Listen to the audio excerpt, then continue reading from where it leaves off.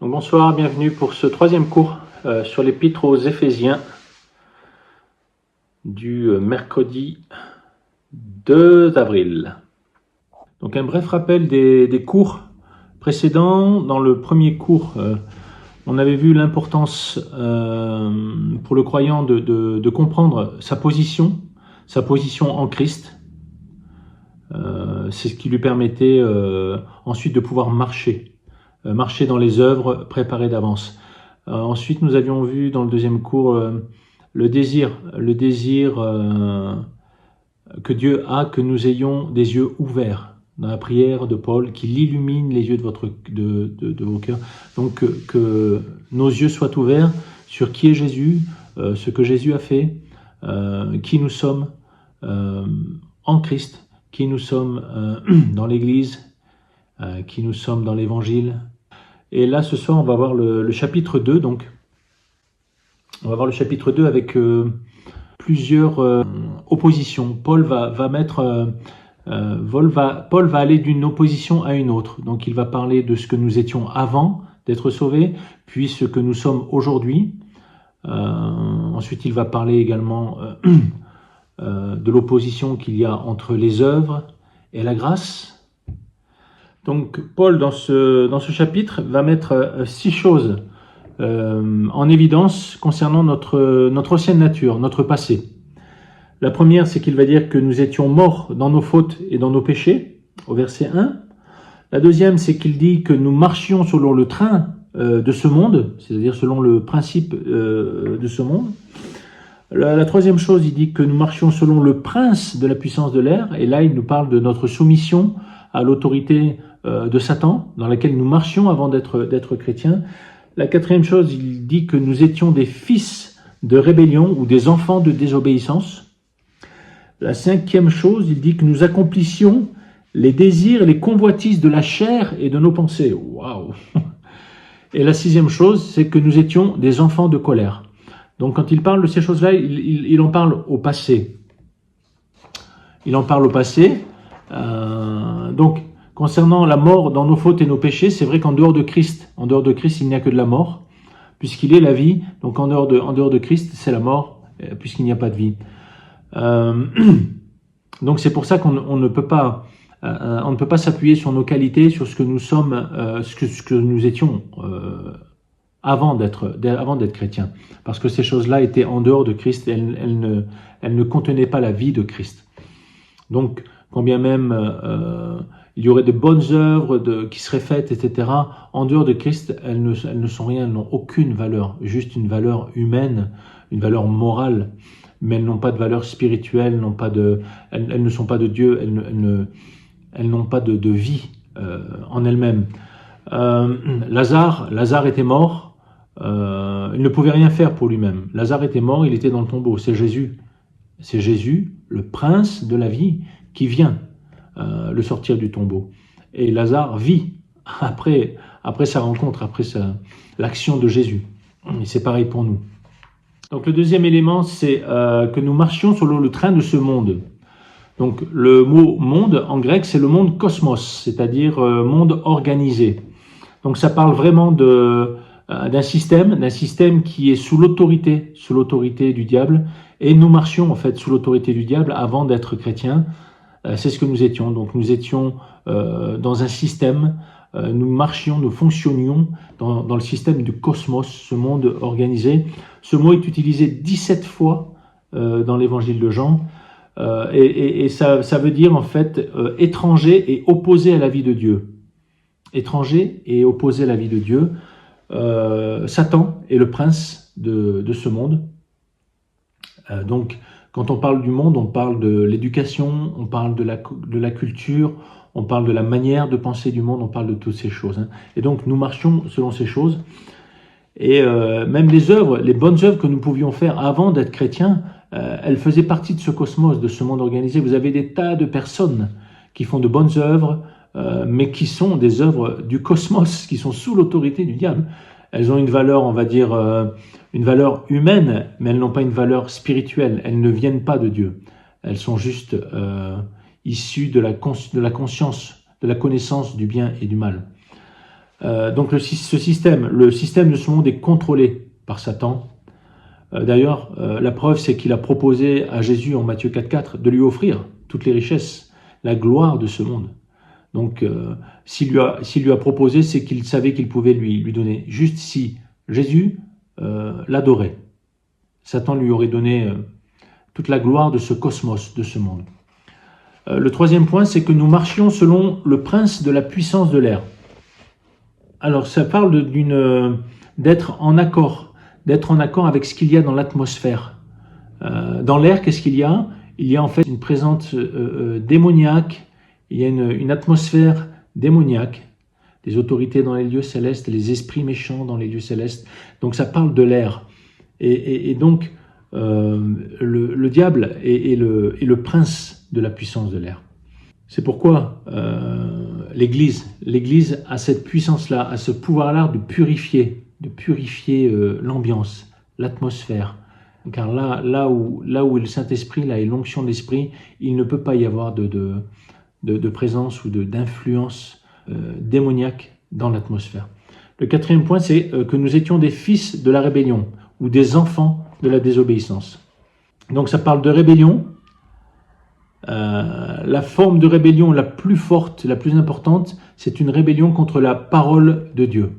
Et cette rébellion, on peut la voir. On peut la voir dans le monde, dans le cosmos, dans l'école, surtout dans l'école aujourd'hui. Il y a une telle opposition à la parole de Dieu, à tout ce qui concerne le caractère, la nature, la puissance de Dieu, ce qu'il est, le Créateur, etc. Donc on voit qu'il y a vraiment un esprit de rébellion très très fort dans le monde.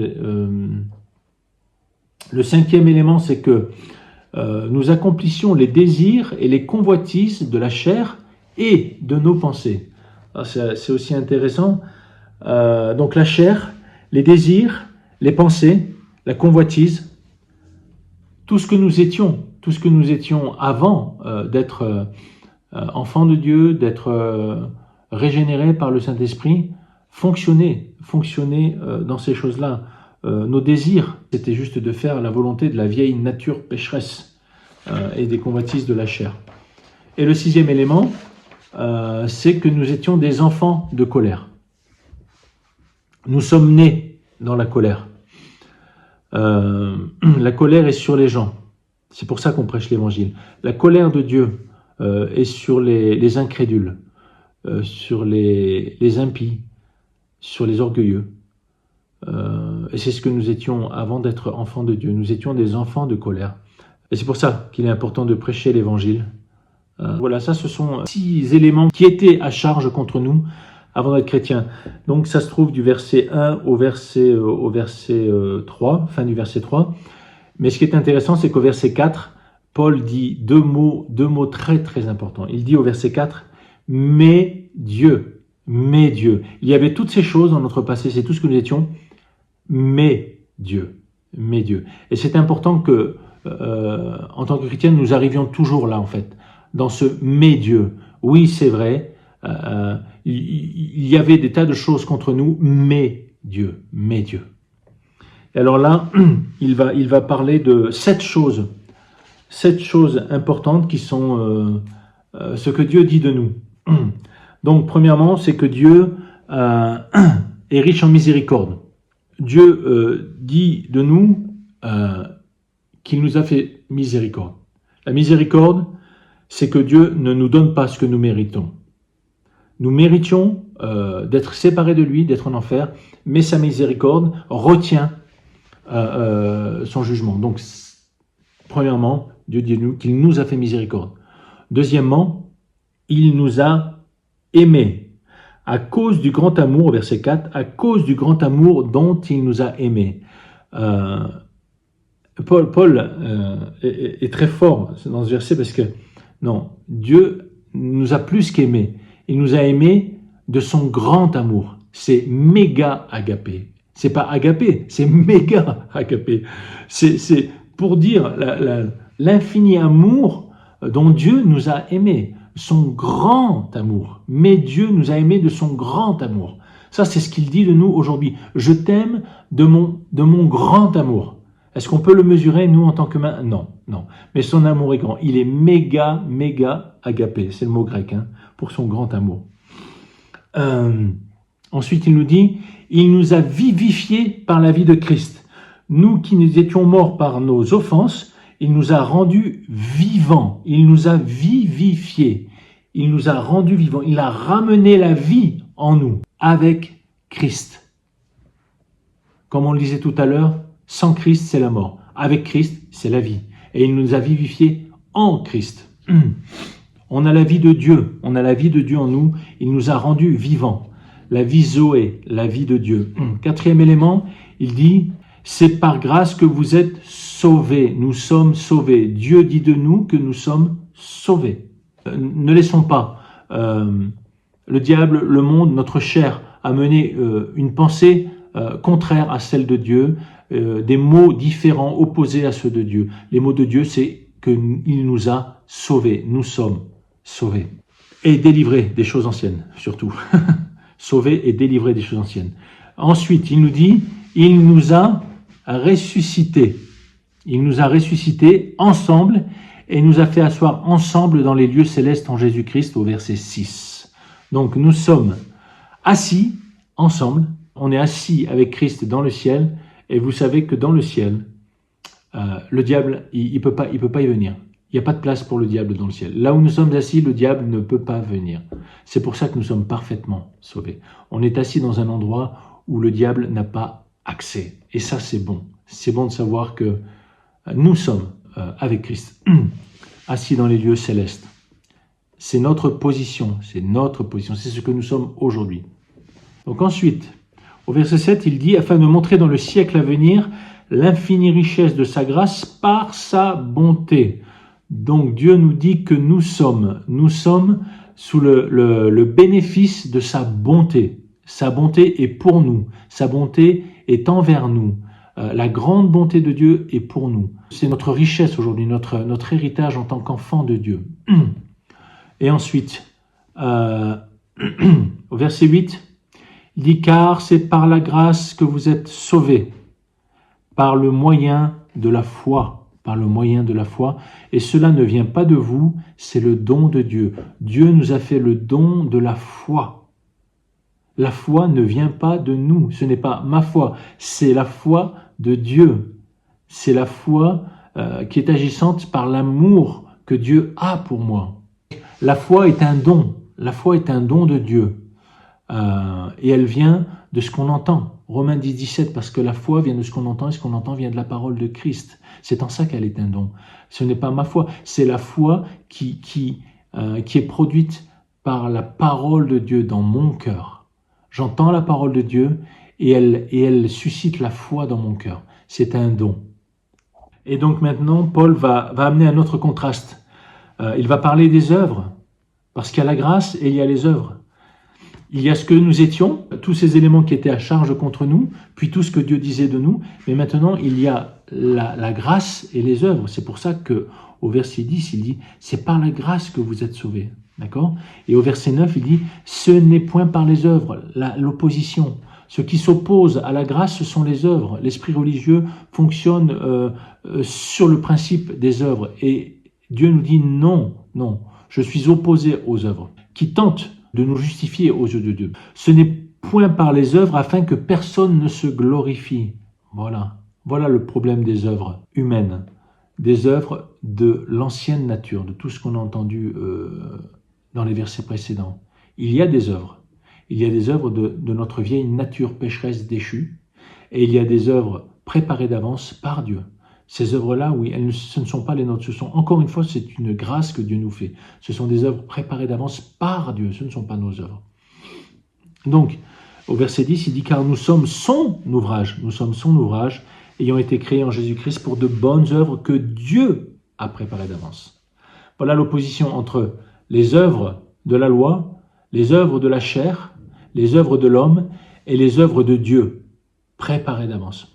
Ensuite, à partir du verset 11, Paul va revenir encore sur ces deux oppositions entre notre condition de païen, ce que nous étions par nature, et ce que nous sommes en Christ.